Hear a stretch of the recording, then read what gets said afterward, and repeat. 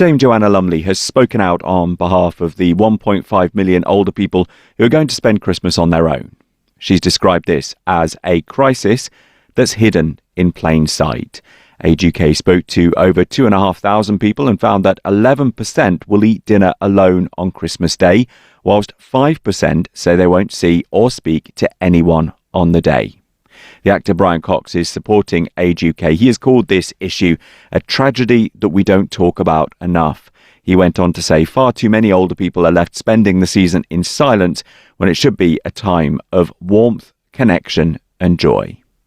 I'm now joined by Alexandra Huggins from Faith in Later Life. Alex, first of all, thank you very much for being with us on the programme today.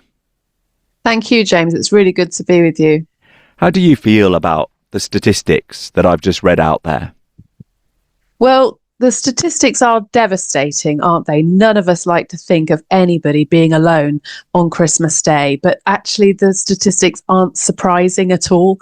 In later life, 50% of all married couples will end up living alone for some part of their lives.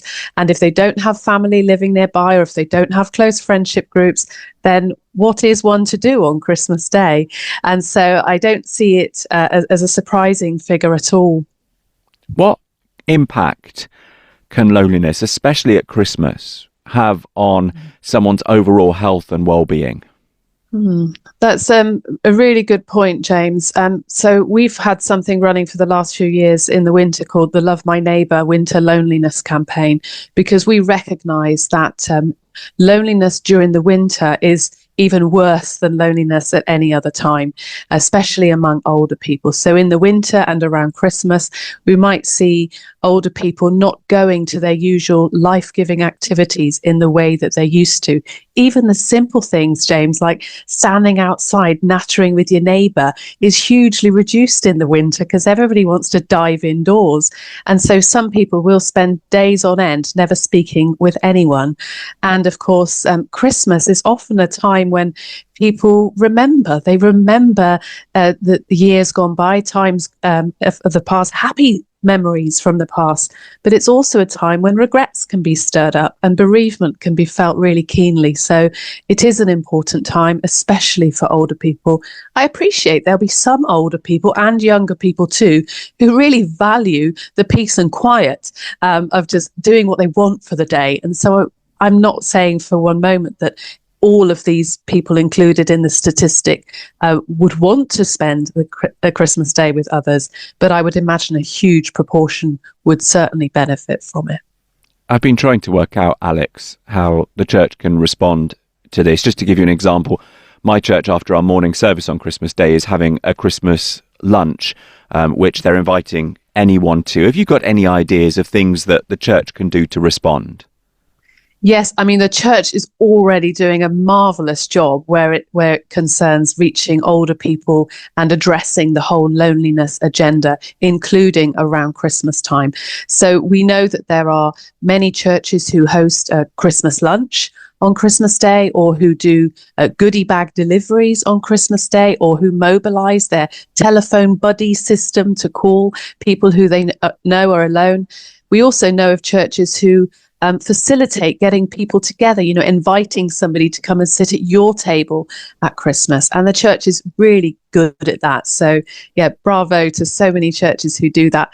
I suppose one of the more negative things that I've noticed that churches can sometimes do is we have all this activity in the first couple of weeks of December in our churches, and that's across the ages. And then suddenly by about, the 18th or something, it's all over. And so the older people who've been part of the luncheon clubs, the mince pie and coffee afternoons and all the rest of it, go home and often don't actually reconnect in that way until about the middle of January, when the church's activities reignite. And so, my view, a bit like our summer loneliness campaign, is that for many older people, that gap is just too long. It's too long being left without those conversations, without that fun, without that love. And so, yeah, I would encourage churches. I know not everybody can host a massive lunch for, 60 older people on Christmas Day, but what would it look like to just invite a few people together on an afternoon just to do something simple. Bring along the chocolates that nobody in your household wants to eat anymore. Get the kettle on and do something to bridge that enormous gap that can often happen between the December activities and the January activities reigniting. So far in this interview, we've spoken about what we can all do, what the church can do. I wonder if you can just give advice to anyone who might be listening to this, who, as things stand, is going to spend Christmas on their own and they don't want to. What advice would you give them? I would encourage them to connect with their community, see what's going on, see who's hosting a lunch. Whether that's a church, whether that's a community centre. Sometimes some of the sheltered housing schemes have a lounge where suddenly things happen on those times. So see if you can get yourself booked in for something. It's also a really good time to consider, who do you know who might be in a similar position to you?